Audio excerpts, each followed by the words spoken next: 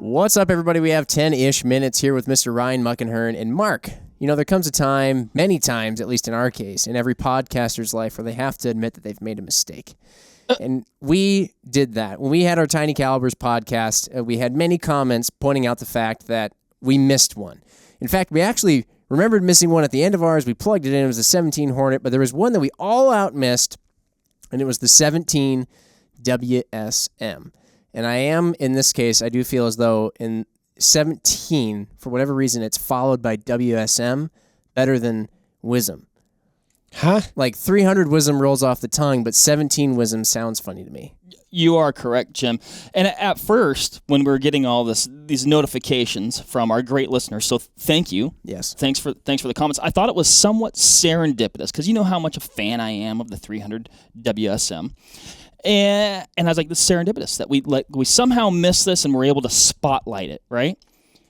But then I find out that it doesn't stand for short Magnum. Oh. It stands for Super Magnum, Winchester Super Magnum.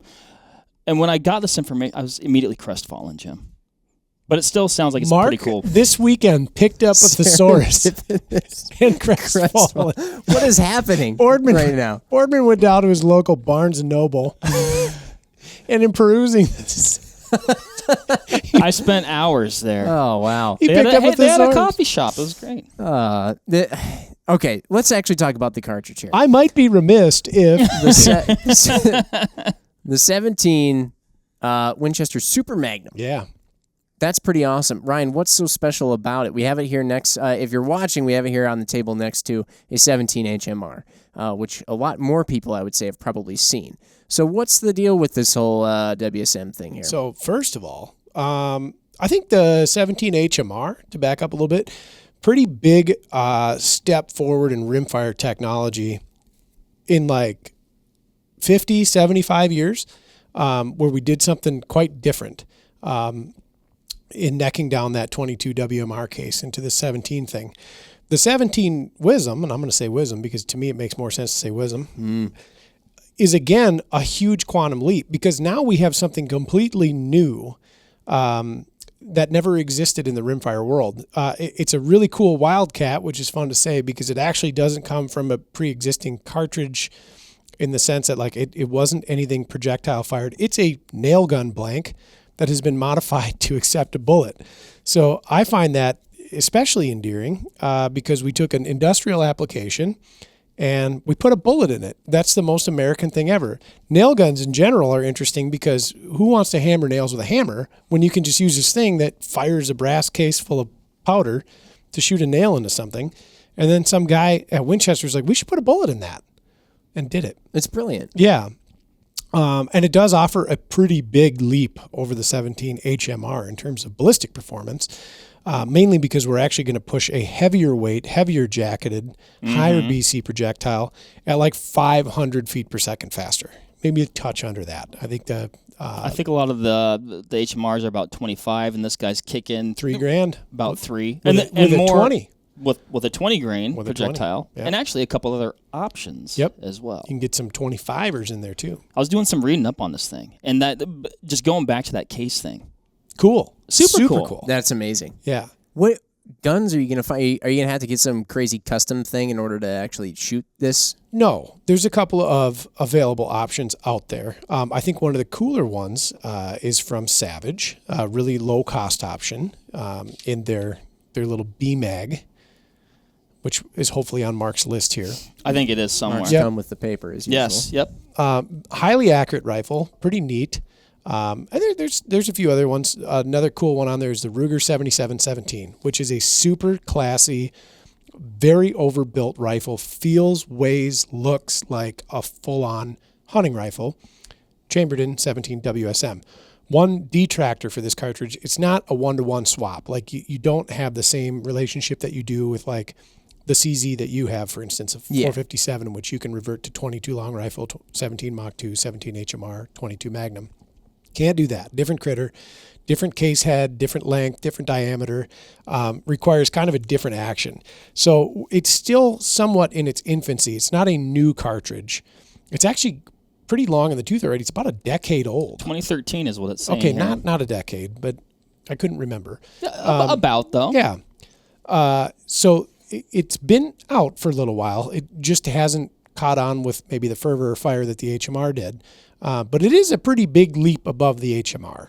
And so if you do pick up a rifle like one of those B-Mags or the 7717, pretty awesome choice. And now I think this does push it into the class of this could be a viable coyote round. Okay, that's what I was starting to wonder because I mean, you're looking at like one of the loads here is a 25 grain going about 26, right? So I mean, but by coyote round, like what 200 yards ish, somewhere thereabouts. Yep. There's also a 15 grain lead-free. The lead-free option, scorching fast. Yeah, that's for shooting vermin and eggs and grapes and things like that. We're firing for effect with that one. Okay. Yeah, not going to be a stellar option for larger critters. No. Right. No. But for your gophers, your groundhogs, and your targets of opportunity, those would be fun. So okay, I got it now. Like we've talked about before, the 17 HMR is kind of like maybe a 100-yard coyote gun. Maybe. Yeah.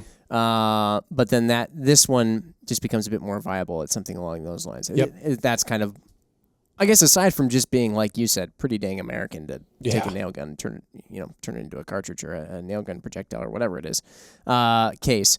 That's sort of the reasoning behind it. Yeah. Now, why would you choose this? This is a classic argument that you can have with every cartridge out there. Right. Why are you going to go with a 17 WSM here instead of one of the 20 cals or something like that? Well, maybe you're a 17 person. Maybe you like low report, less recoil, don't want to futz around with reloading, but you do want an option that is going to give you more ballistic advantage over the 17 HMR. So we're going to rule out like the 17 Hornet, the 17 Remington, the 17 Fireball, the 20s, because you're stuck to either reloading them or buying expensive centerfire ammunition. But you don't want a 17 HMR because of its relative anemic nature. So you pick up a 17 WSM.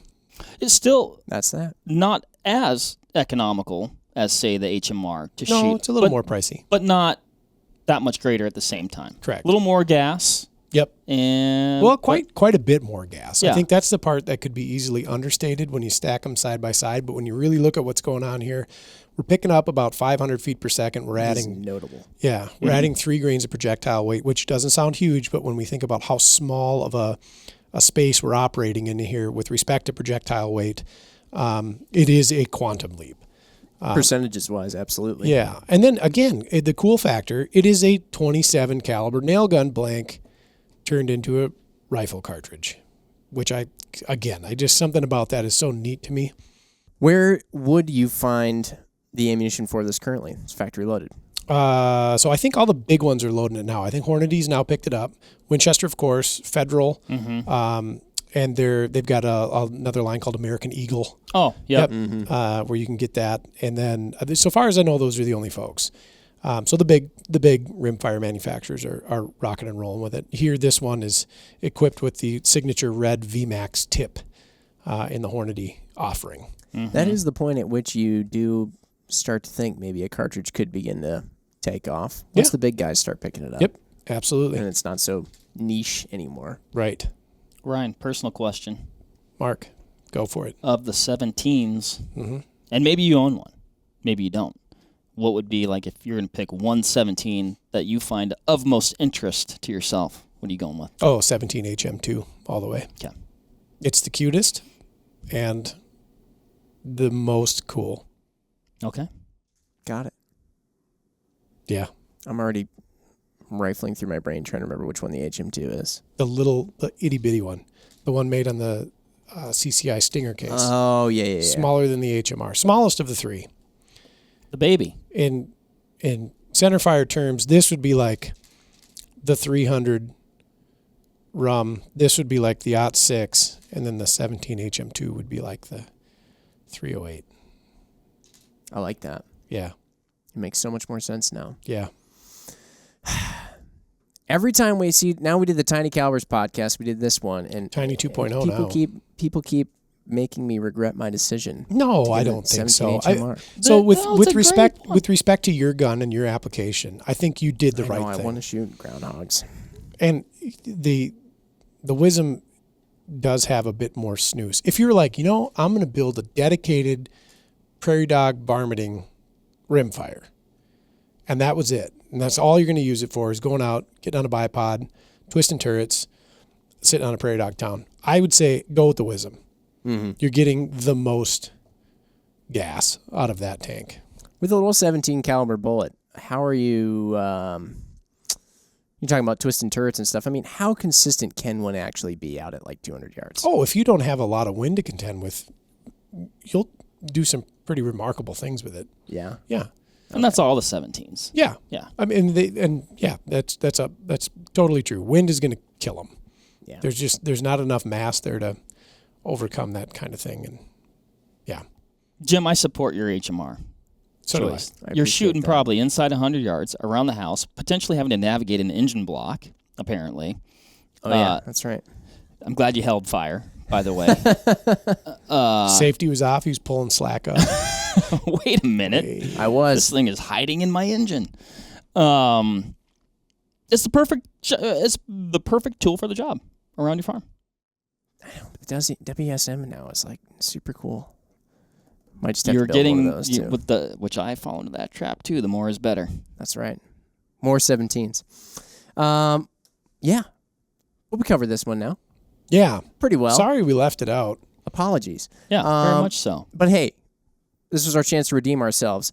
Thanks to all those who called us out on that. If you have any other questions on the 17 WSM, definitely let us know in the comments below. Or as usual, if there's any other cartridges you want us to get to, then just keep shouting them out. A lot of people out there keep shouting out cartridges they want to hear about. We're trying to get to them all as much as we can. We got to mix in other stuff too on occasion. But yeah, we love doing it. We love doing it. And getting back to the 17 WSM, there was definitely a lot of passion around this one. So if you have some stories or some cool stuff that you're using yours for, or, man, let us know. Want to hear about it. For sure. Okay. All right. Well, we'll see everybody on the next one. Bye, everybody. See ya.